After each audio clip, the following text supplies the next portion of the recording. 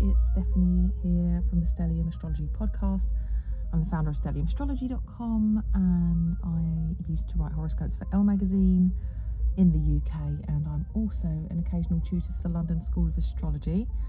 And today I am sitting in my car in my local Sainsbury's car park, and my local Sainsbury's is massive. It's a hypermarket, it's brilliant, it's got everything, it's huge.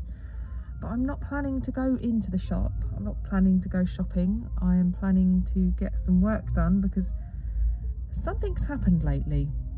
And it's weird because, like, with the Jupiter-Neptune conjunction, that happened. So I'm recording this on, what day is it? It must be the 13th. Yes, it's the 13th, and this episode's coming out on the 15th. So, basically, Jupiter-Neptune is there's a number of manifestations for Jupiter-Neptune, and that conjunction actually happened yesterday on the 12th. So that's Tuesday the 12th. I've actually got my my little honeycomb collective diary here as well, so I can refer to it if I need to. I recorded, by the way, guys, if you're interested, on my Patreon page, I recorded a little, I say little, it's like the video's about an hour and 20 minutes, and it's a Jupiter-Neptune chat, and then Jupiter-Neptune in each of the signs. And I even sat down and edited it so that it's like got, you can skip through and see which sign, I've labelled it. It's quite clear to see when you're forwarding it as well. So if you don't want to sit through all of the star signs, you can just skip to your bit. And I would say watch it for your sun sign and ascendant. I always do that like I said, it's nice to get the sun sign picture and also the ascendant sign picture. So, basically, Jupiter-Neptune, there are many manifestations. One of the interesting things that's appeared, which I think I mentioned in my new moon video. I've got my book here so I can have a look and see where I wrote it down. Let's have a look. Yeah, for the Aries new moon, I'm sure I mentioned in the video about Boris Johnson, our Prime Minister, and the Sue Gray report. Did I? Or did I write that in the... Yes, power struggle, I'm sure I did. I think it was that one. It could well have been, actually, for the monthly astrology video, the highlights, which is for the BFFs, which is the first tier, which is only £1 or $1 or something. But yeah, if it wasn't that one, if it was the new moon video, which would be for the the buds is the first tier, BFFs is the second tier, and BFFs get the new moon video. And I think I wrote, I said something about Boris Johnson having to deal with some consequences, and information coming out about that Sue Gray report thing, the partying and all that. Interestingly, Boris Johnson has been charged. He's been charged by the police £50, 50 bloody quid, for having parties during lockdown, attending a party where he said, he was there for 10 minutes and there was only a handful of people, and apparently there was 30 people there, and he was there for an hour. So lies. But yeah, basically, I just wanted to mention that there are many manifestations of the Jupiter-Neptune. That is one of them, that Boris is going to have to be dealing with something. And people are saying, it's unbelievable to think that a Prime Minister has been charged by the police a measly amount of money for breaking the law that he set, and that he shouldn't be fit to rule the country anymore, which is, it's really huge if you think about it. A Prime Minister who's broken the law. That's not what I'm here to talk about today, funnily enough. What I was just about to moan about, really, was the fact that, my routine's completely out this week, and I'm exhausted because Ewan is sleeping a little bit better at night time, but still waking up quite a lot. But he's actually just not sleeping very well in the day anymore. He used to have about 2 or 3 hours between naps, and he'd have 2 or 3 naps a day. And now he's having 4 to 5 hours between naps. This one, so let me think. So he woke me up at 6:30 this morning. So 7:30, 8:30, 9:30, 10:30, 11:30, 12:30, yeah, that has been 6 hours between, he's refusing to sleep. So for me, I think Jupiter Neptune in Pisces has got something to do with like just completely, it's not about unpredictability though. I do understand that unpredictability is a Uranian term. It does feel unpredictable, but I know that's just the nature of having a baby. There's nothing really, the illusion of control is like, oh, the structure, the routine, you know, that's a way of having some kind of control when there is none. However, I think that the Jupiter Neptune conjunction is really causing, you know, I guess when you think about it like this, right? I'm a Capricorn. I'm an Earth sign. So already, you know, a bit of structure is necessary for me to feel functional. I have my moon in Scorpio. It's a fixed sign. Fixed signs are very ritualistic. And I also have, I have my ruling planet. I'm Gemini ascendant, so I can juggle, I can adapt. But my ruling planet or chart ruler, Mercury, is in Aquarius in conjunction with Venus. Venus, obviously, is the ruling planet of Libra and Taurus. Taurus is again another fixed sign and very routine or ritualistic, you know, very routine orientated. I do notice that I am somebody I do like to slip into like patterns of behaviour that make me feel comfortable. So having a baby has been a big shock to the system as far as like having a routine is concerned. And I really thought I was going to be okay about it. And I guess it was just such a huge, I want to say culture shock, because this is just like something I've never really experienced before. Anyway, it's turning into a bit of a like a oh my god rant thing, and it's not meant to be. I just wanted to let you guys know that I have just been so tired. It's going to start raining now, by the way, if you hear the rain. But yeah, I'm so tired today, and I've been planning episodes thinking, oh, what can I talk about? There's loads of things I could talk about this week.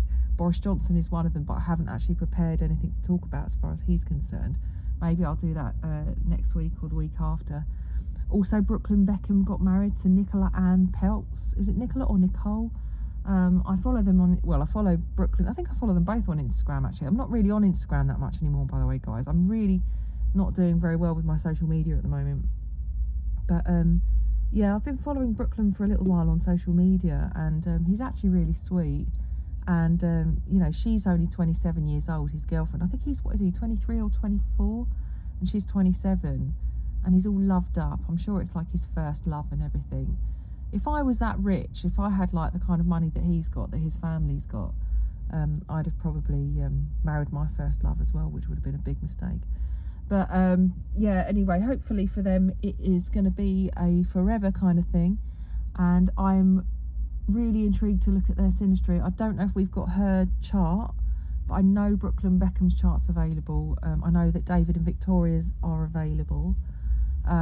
So it would be really interesting to have a look at those charts, and at least do an episode on relationships, just so you guys can get a feel for it, really. You know, because I love talking about people's relationships with astrology. Doing a synastry reading is very in depth, but you know, you can do a very quick. I don't tend to do deep synastry readings for people because I feel like you can get enough information just looking very briefly at basic points in the chart, which I won't go into now. But yeah, maybe I can do like a pointers show for you for synastry. But yeah, so this week what I wanted to talk about, I plan to talk about it, is the Grand National. I've got notes. I have a notebook, right, that I decided I'm really interested in sports. Like I'm forced to watch a lot of sports. So I've been using astrology to plan and predict, you know, around sporting events and stuff, like outcomes and things like that. And I don't tend to gamble much, ever. I don't really gamble on things like football or Super Bowl or anything. I just do it for a bit of fun. However, the Grand National is like, every single year there's a horse race, and people have a bit of a love-hate relationship with it in this country, because if a horse falls and hurts itself, they kill it. And it's horrible. It's actually horrible. I don't like that aspect of it. But the race is going to go ahead anyway.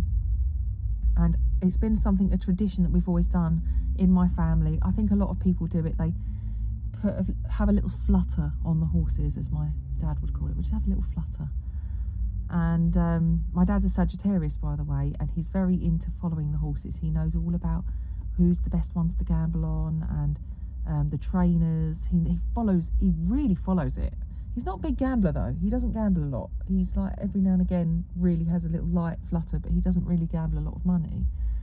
My problem is that I have got Jupiter in Sagittarius, so I have it sextile Venus as well. So for me, Jupiter in Sagittarius, it's very easy for me to want to go big or go home. So if I do decide I'm going to gamble, I generally tend to put on a fair amount. And I didn't put on that much. I mean, I did actually, considering it's the Grand National, I did. But anyway, so what I'm here to tell you about today is the horses I picked, why I picked them, and how I did, okay? So I will cut to the chase. I picked one horse that came in. I think I placed about 8 horses. I placed a bet on 8 horses. I was going to do 9.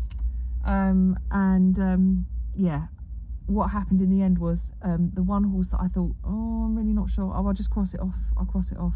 That was the horse that won. And I was really kicking myself because I didn't place enormous bets. I just placed a lot of bets. Some of them I placed just a fiver on. Some of them was like £2. But I do it each way. So when you put a fiver on, you're essentially putting on £10. If you're doing £2, it's £4. So doing the amount of horses that I did, I ended up putting on about £45. And when I told my mum and my dad, they were like, you put on £45 on the Grand National. Now, it's not a huge amount of money, but it's more money than I really could have afforded to spend or lose, which is generally the first rule of gambling. Don't bet more than you can afford to lose. And yeah, I did. It's that Jupiter and Sag, isn't it? But yeah, and you know, this is where my sensible Capricorn stuff goes out the window. As soon as I'm a bit like my grandmother. She's a Scorpio. She passed away actually not January this year, January last year. She loved gambling, like a little gamble, like going to the pier at the seaside and going on all the coin machines, you know, the slot machines, and she'd be like sitting there going, oh no, just one more, and I'm just like her. It must be, I don't know, a Scorpio thing, I don't know, like investing a lot and understanding the need to sit there and just keep going.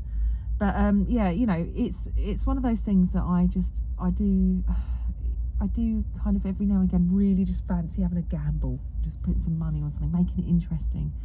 And the great thing about astrology is you can see when something looks favourable or not. You know, it's whether or not it's going to be a good time to gamble. Somebody I know who has perfected this to an extent is Frank Clifford from the LSA. I know he's done a lot of his own personal research into like I suppose like slot machines and stuff like that, you know, like he's been to Vegas and he's won money, and you know, other astrologers, I know plenty of astrologers that do this. So one of them, I think Sue Tompkins likes to have a flutter on the Grand National. She's like that wrote the Contemporary Astrologer's Handbook, and she did a class with us on it in the LSA once. And there's another teacher who I really want to get on this podcast for you guys called Richard Swatton, and he plays poker professionally, and he has a really interesting technique for selecting or like playing and understanding how to play the cards, because with poker you don't necessarily, it doesn't matter whether you've got a good hand or not. It's how you play your opponents more than anything, and how you know, convince people that you're lying or telling the truth. So yeah, so there's a lot of people with a lot of different different interests, and my gambling interest tends to be the football. I'm branching out into American football, which I'm finding I found quite easy with the Super Bowl this year. I actually predicted the outcome, and with my like soccer or football in this country, soccer, I'm getting quite good at not only seeing who's potentially going to win, but also, you know, I can kind of tell when there's a window for a goal to go in. So anyway, I'm really talking around this. Now, the horses, there were quite a few, and what I do with the Grand National is I look at every single one. There's about 40 horses that run the race, and what I do is I look at the all of the horses' names, all of them. First of all, I study the chart. So let me just double check we're still on. We are still recording. Excellent. Let me get my chart up. So I've got the Grand National. Where is it? Let's search, because I had annoyingly already I'd written down loads of notes, but I left it in another notebook at home, which is really irritating. There we go. So I've got the Grand Nationals chart up. Now, generally the race starts at 5:15. It's every year, and it starts at the same time. And so the chart of the moment for the Grand National. So I was doing it for the 9th of April 2022 at 17:15 British summertime at Aintree in the United Kingdom. Aintree is spelled Aintree. And what was kind of annoying was actually that the race started late. So the race started at 19 minutes past. I was sitting there going, oh my goodness, I'm getting really stressed out because this changes everything. The midheaven is ticking along, the ascendant is ticking along. And Chris was going, just chill out. And I'm like, no, I've made my predictions based on exact degrees and blah, blah, blah. Which was kind of, a bit obsessive of me, but, there goes my Scorpio moon. So every year the sun's in Aries on the Grand National, every year. It's a race, of course, it's going to be the sun's in Aries. Obviously the thing that changes every year is the placement of Mars, because Mars is going to move around. It's like the Grand National is generally the same, around the same time, same day every year. So the sun will be around a similar degree, but yeah, everything else moves, everything else changes. So Mars this year, the ruling planet of the sun, was in Aquarius at 25, in conjunction with Saturn at 22 degrees. I've got Juno in there and Lilith because I've just left them in there. So Juno's at 26 Aquarius, Venus at 4 Pisces, and then we have that Jupiter-Neptune conjunction. Jupiter at 23 degrees and 18 minutes of Pisces, and Neptune at 23 minutes and 52 minutes, 23 degrees and 52 minutes of Pisces. So really tight, partile basically. And then you've got Chiron and the Sun and Mercury in Aries. So Chiron at 12, Sun at 19, Mercury at 27, Uranus at 13, Taurus. The nodes opposite each other in Taurus and Scorpio at the 24th degree. Then the midheaven and Lilith in Gemini. Midheaven changed during this, by the way. And the moon is opposite Pluto, moon at 24, Cancer, and Pluto at 28. And Virgo was rising. So there was a really nice grand water trine, if you include the node. There was also kind of an earthy trine if you include the ascendant. So you had the moon trine Jupiter, Uranus, and trine the south node in Scorpio.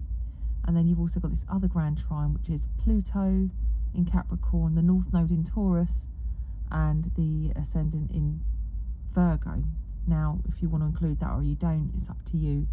If you want to include the ascendants and the nodes, generally they don't count, but it just jumped out. The aspect pattern kind of jumped out because it looks like we've got a mystic rectangle in the middle, some kind of like Star of David formation. And you can just like trip into the chart a little bit. So I'd really stare at the chart for a little while and I'd think, well, like with all of that stuff in Pisces, it's going to be very Piscean. I'm going to hear a lot of like watery stuff, and the moon's in a water sign as well.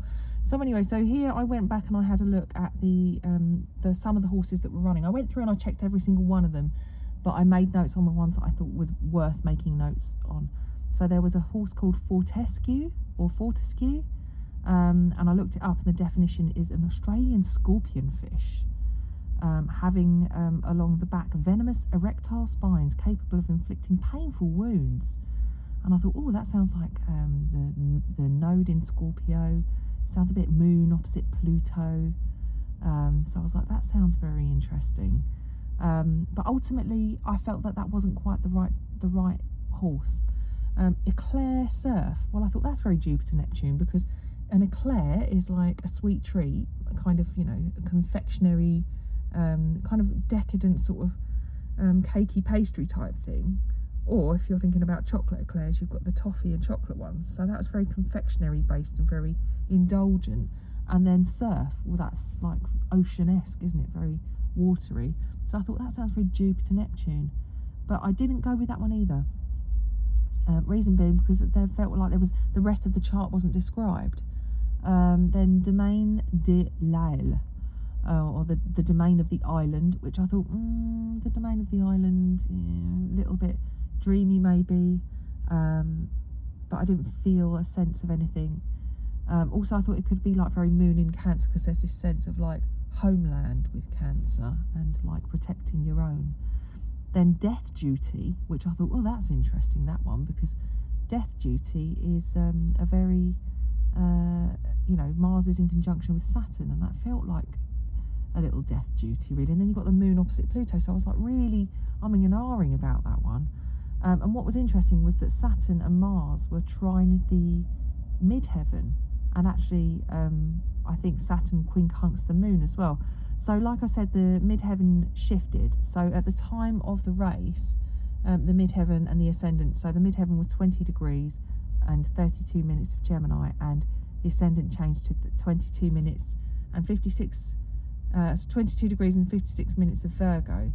And so there were, the aspects changed ever so slightly. And then there was another horse called Poker Party, which again I felt like that was very Pluto. Think of Lady Gaga, and she's got like moon Pluto, hasn't she? And I think she in Aries as well. She's very Mars Pluto, I think, Lady Gaga. But yeah, so I still didn't go with that one either, because I didn't feel like it was, you know, Death Duty, Poker Party, all of these ones I felt like, no, they don't seem to fit. And there was another horse called Black Lion as well, was run before, and I think I got that one, I think I won some money on that one before, but this time it didn't fit. So one of the horses that I went for was Commodore, and I was so convinced Commodore might win this, because I googled what Commodore meant, and it's a naval rank above a captain and below a rear admiral, generally given temporarily to an officer commanding a squadron or a division or fleet. Also the president of a yacht club or the senior captain of a shipping line. So I thought, oh, the Commodore sounds quite good, and I thought it's very Jupiter Neptune plus Mars Saturn. It had that kind of command about it of the Mars Saturn, you know, and it had that kind of that naval quality about it that you might expect with a bit of a Jupiter Neptune conjunction going on in the chart. And on top of that, you know, the sun's in Aries as well, so you kind of expect some sense of leadership to appear in what you're looking for. So I put money on that one. Snow Leopardess. Now this is a horse I put money on, and the reason why was I just felt like it was calling me, this feminine energy, because Lilith was up there in the 10th house in Gemini, and the 20, like literally 29 degrees. The moon was in that trine with Jupiter Neptune, opposite Pluto, and also trine the south node. So I thought it's sextile the north node in that case. So I thought that feels like there's a strong pull to this feminine kind of energy. And she was the first mum horse to run the Grand National. She'd had a baby and she was like back in condition to be running the Grand National. So I thought, oh, I don't know, I really feel that, I feel it. So I thought, yeah, I'll put it on. There was another horse called Mighty Thunder, which I know that my partner put money on. Mighty Thunder, come on, that's Thor, isn't it? That's Jupiter.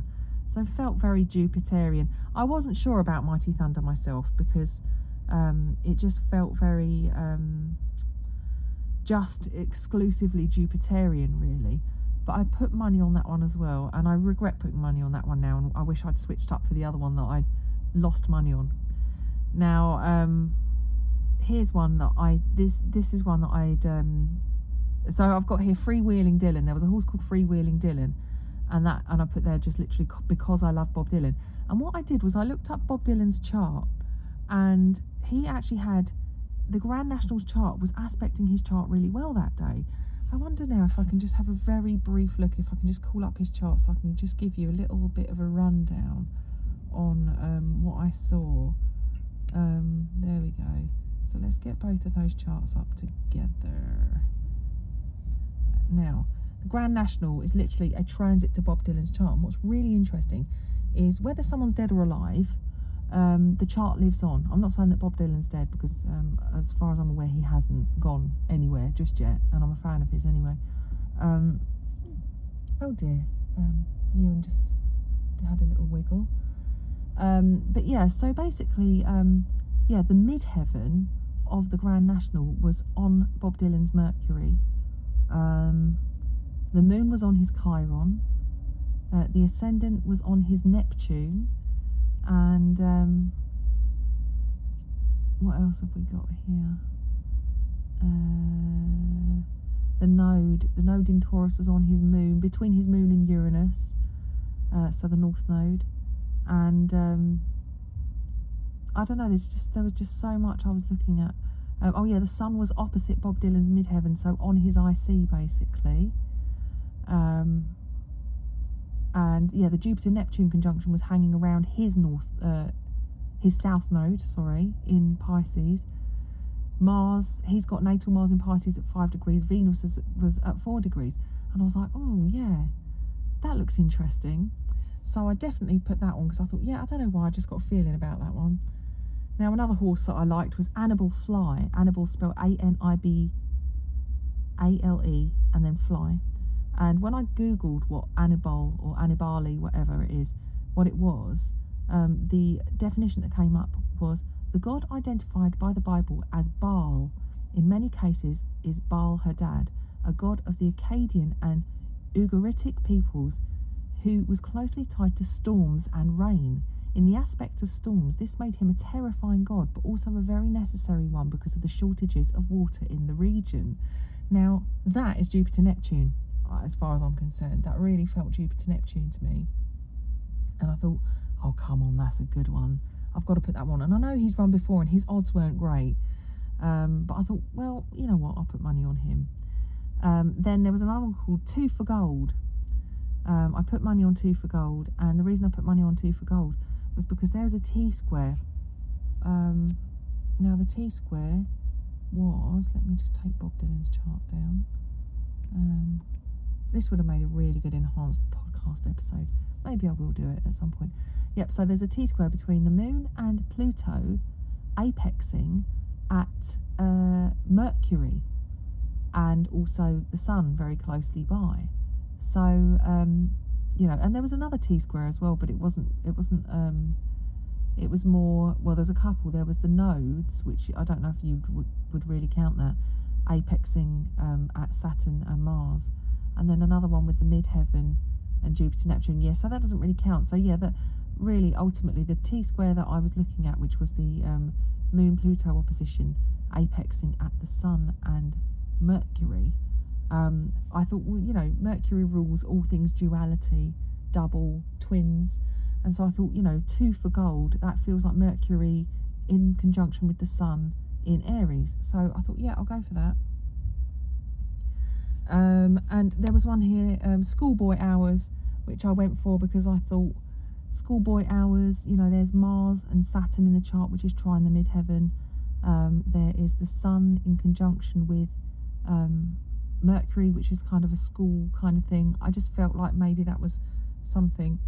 Yeah, so those, I went through all the horses, but those are the ones that I really did have a look at. And another one that I looked at but I crossed out was Minella, what was it called? Minella, can't remember its full name, the horse now. Minella Times, and then I crossed it off, but I thought it was quite Jupiter-Neptune. When I googled it, it was another Jupiter-Neptune thing. Now, the horse that so here's the winning horse, okay? This is the winning horse. Noble Yeats. This is the one that I put down and I crossed off my list, and I did it in a moment of just not really thinking straight, and I regret it deeply. Noble Yeats.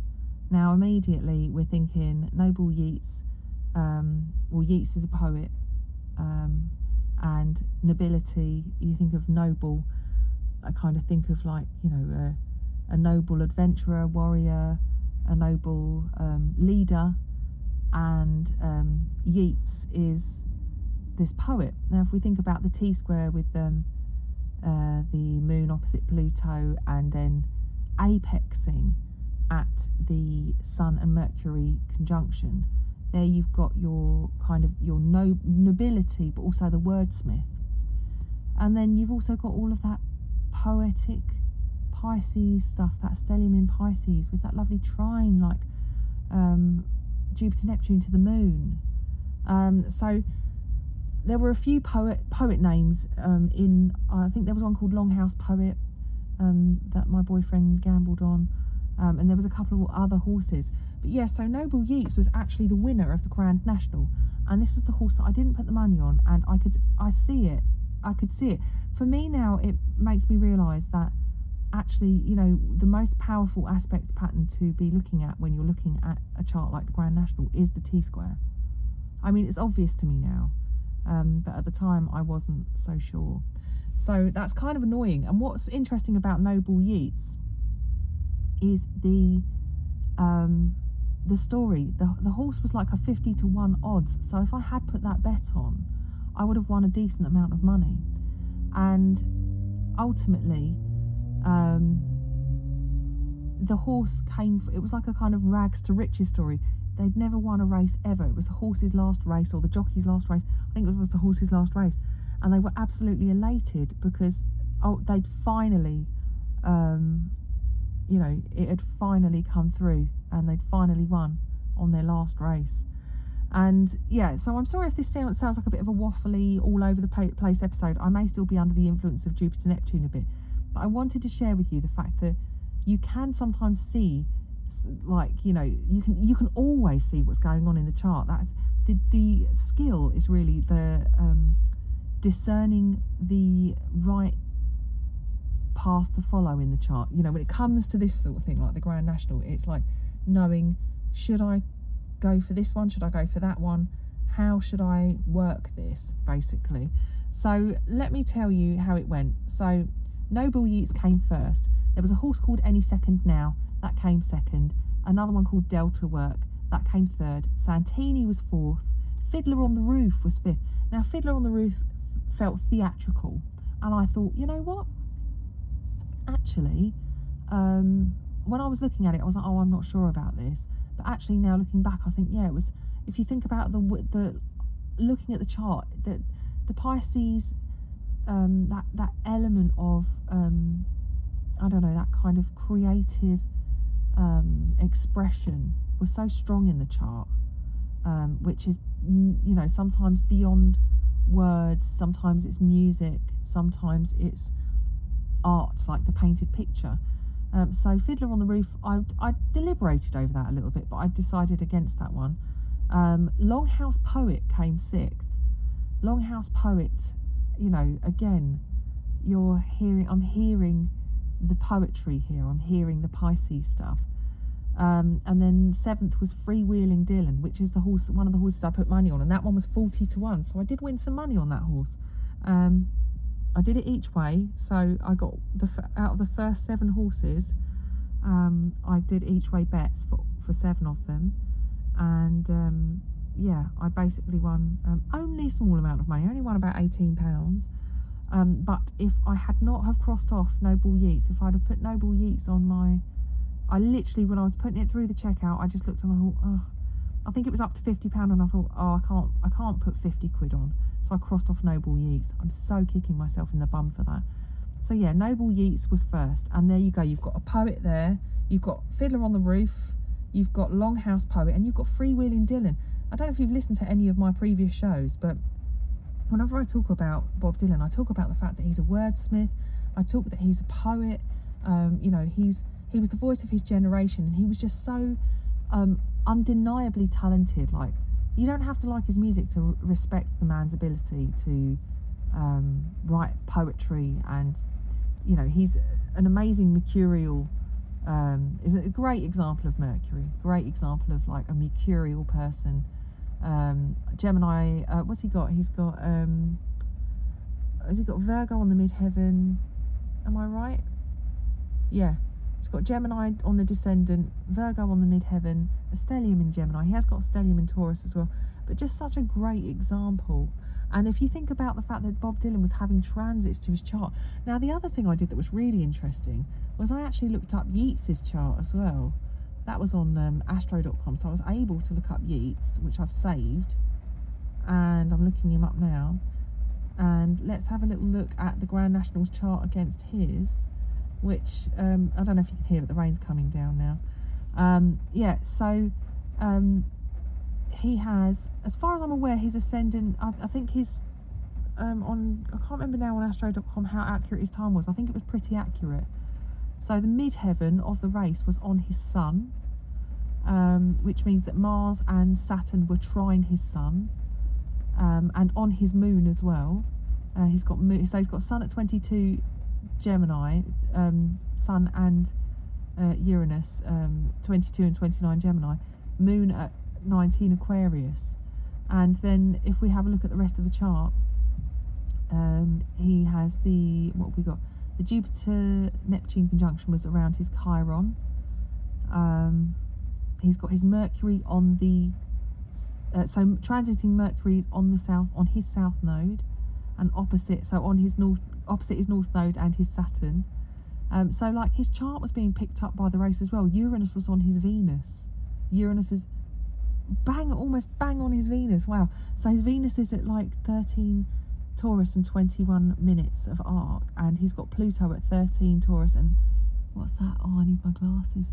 37 minutes of arc.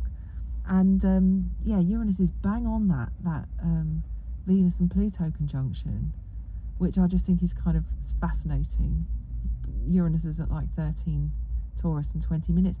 So it's like, and I'm just looking at the really basic stuff. I'm not really analysing it in a hugely deep way. Oh, there you go, like the sun, transiting sun and Chiron, trine his Mars as well in Leo.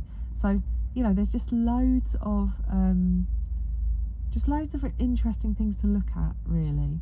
And yeah, if I'd have bothered to look at Yeats's chart, I might have gone, do you know what, I'm going to put him on, definitely, because the fact that he was hanging around in my head, you know, like I do this, I cancel. Sometimes I'll cancel something at the last minute when it comes to like gambling, like I lose my bottle, and that was the one. I said to Chris when I cancelled it, I went, that's the winner, I've just cancelled the winner. And then when it came through as the winner, I was like, oh my God, I was so stressed. So yeah, that was my little flutter on the weekend, and then I spent the rest of the day in a bad mood because I was like, I can't believe it. Well, you know what I've just noticed as well, 29, so Lilith was at 29 Gemini, and his Uranus is at 29 Gemini as well, so Lilith was on his Uranus. And isn't it funny how I've often described the nature of Lilith as naughty horse energy, and I had a bit of naughty horse energy and I didn't put that race on, and you know, this horse, Noble Yeats, the horse, never won a race before, and then on his last race decided to win. There's naughty horse energy again, I think. So anyway, I hope you enjoyed my little Grand National exploration. There were so many other horses that ran, so many horses that really embodied a sense of Jupiter Neptune this year, like Cocoa Beach, and oh yeah, Commodore came in 12th. There was Lost in Translation at 15. There was loads of horses that didn't come anywhere at all. So Manila Times didn't finish. Snow Leopardess, she didn't fall, but she left the race. And so many more. Eclair Surf didn't. Who else did I look at? Death Duty didn't finish. Schoolboy Hours didn't finish. Oh gosh, Poker Party didn't. Animal Fly didn't. There was so many. Two for Gold didn't as well. Mighty Thunder didn't. Yeah, so basically loads didn't. You know, I wish I had the time to sit down and really like dedicate loads of attention to this kind of side of astrology, but I don't. So I just do it as a bit of light-hearted fun and make notes every now and again. But, you know, if you're interested in sport, or if you're subjected to a lot of it, you can make it interesting for yourself. You don't have to put money on. You can just do the astrology and just see what happens. I love to put a bit of money on it if I can. Not that I can afford to, but it just makes it a bit more fun and a bit more interesting. You get a bit more invested, makes it more real. So So yeah, hopefully if you're subjected to a lot of sports, you'll find a way to watch it with more interest now. Yeah, hopefully I won't make any silly last minute panic choices and cancel things off that I really shouldn't cancel, and just stick with what I've decided, and maybe develop my skills of discernment a bit more. You know, I wish I could have a bit more Virgo and a little less of the Gemini, because I think include it all, whereas my Virgo should be saying no, be a bit more discerning, don't go for just any old thing. Yeah, so anyway, if you enjoy this podcast, don't forget to rate it. You can do that on Spotify by clicking, there's a little button where you can rate the podcast, which is on the main list of episodes, on just above them all there's a little, I think, 3 dots, yeah, you can review me on Apple Podcasts as well, or any of the podcasting platforms that you happen to be listening to. I am really thinking about what to do with the podcast, what to do with my Patreon page. I'm trying to decide where we're headed with this whole project. I would strongly advise that you sign up to subscribe to my YouTube channel, because I feel like I'm going to be doing a bit more on YouTube, though I'm not 100% set in stone of quite what I want to do just yet. And I've decided towards the end of the year I'm going to be doing a draw on my subscribers on YouTube, so the people that are already there, also the people that haven't joined yet that are thinking about it. I want to do a draw for a Magic of Eye diary, astrological planner. I think that, you know, one of you guys, all of you would love one, but one of you is going to be lucky enough to win one. If you could just send me a screenshot when you have you know, signed up to the YouTube channel, and email it to me, Stephanie, Stefanie @stelliumastrology.com, then I can stick that in a folder in my inbox, and when it comes to drawing out the names, there will be no mystery, because some YouTube channels are private and it won't show me who's following. So I can see I've got numbers following me, but I can't see who. So please make sure you do that. Even if you've already subscribed, please do that for me. And yeah, next week I'll be talking about something different. Not entirely sure exactly what yet. I may decide to look at the synastry of the Peltz Beckhams. I don't know. But yeah, I will have a little look. There may be something else that's more current that comes up that's feels a bit more interesting. Anyway, I hope you've enjoyed today's episode. I'm sorry about the rain. At least my little boy is having his much needed, long awaited nap time. And yeah, I'll speak to you next week. Take care, guys. Bye now.